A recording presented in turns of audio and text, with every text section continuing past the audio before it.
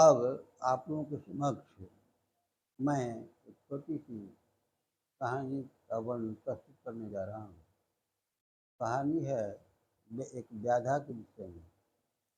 व्याधा का नाम गुरु द्रहु था। वो काशी के रहने वाला था। काशी के एक वन में वो रहता था, शिकार करता था और चोरी भी करता था। वो व्याधा था, व्याधा। और वो मुसहर जाति का, निम्न जाति का था, जिसको हम कहते हैं। तो क्या उसको कहा जाता है, वो व्याधा क्या करता था, उसका परिवार बहुत बड़ा था। वो शिकार करके हिरण का, पशु का शिकार करके परिवार का पालन पोषण करता था। शिवरात्रि का समय था। शिवरात्रि के दिन एक दिन वो अपने घने जंगल में शिकार के लिए चल पड़ा। दिन भर कोई शिकार नहीं मिला। तब उसने सोचा कि एक जलाशय के पास बेल का वृक्ष था और बेल के वृक्ष के नीचे शिवलिंग की स्थापना थी। तो सोचा कि क्यों नहीं बेल के वृक्ष पर चढ़ जाएं और शाम को कोई हिरण या हिरनी आएगी, उसका शिकार करेंगे और परिवार के लिए ले जाएंगे। तो उसने क्या किया कि कमर में एक तुमड़ी बांध लिया, जिसमें प्यास लगने पर वो पानी पी सके। तुमड़ी में जल ले लिया और धनुष बाण तैयार करके वृक्ष के ऊपर, बल्ब वृक्ष को बेल के वृक्ष कहते हैं, वृक्ष के ऊपर चढ़ गया। शाम रात्रि होते ही एक हिरनी, प्यासी हुई हिरनी आई। जलाशय था नजदीक में, शिवलिंग की जहाँ स्थापना थी उसी के पास जलाशय था। वो हिरनी आई पानी पीने के लिए और हड़बड़ा करके व्याधा ने अपने हाथ से जैसे ही धनुष बाण फिट किया तो तुमड़ी से जल गिर गया नीचे शिवलिंग पर और कुछ बेल के पत्ते भी टूट के गिर गए।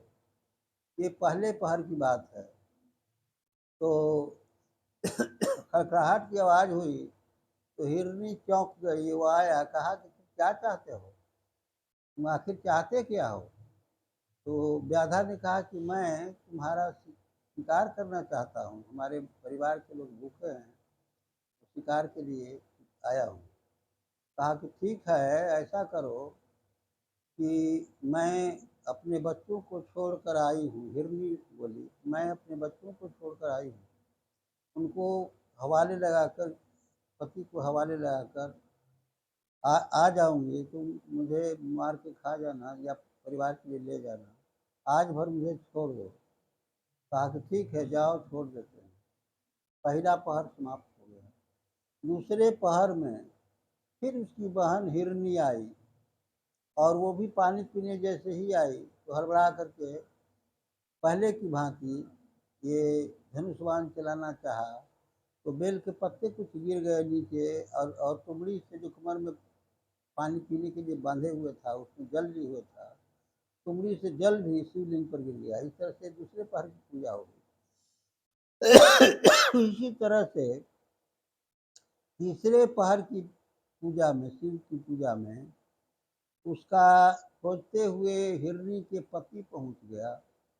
तो कहा कि हमको भी छोड़ दीजिए पहले की तरह। वो खड़खड़ाया और वो तीसरी बार जल चढ़ा दिया शिवलिंग पर और पत्ते कुछ गिर गए। इसे तीन पहर की पूजा समाप्त हो गई। चौथे पहर में पूरा हिरन, हिरनी, उसकी बहन सब आ गया। कहा कि भाई, तुम्हारे परिवार के लोग भूखे हैं, हम लोग को जल्दी मार के ले जाओ ताकि तुम्हारे परिवार का जो भूखे हैं भरण पोषण हो सके। तो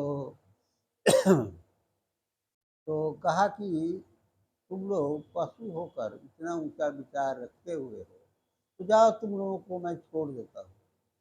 इतना शिकारी का कहना कि लिंग से शिव जी प्रकट हो गए और कहा कि और उन लोगों का जो उसने कहा था कि हम लोगों को मार के ले जाओ, उनकी योनि, पशु की योनि बदल गई और कहा कि तुम वर मांगो।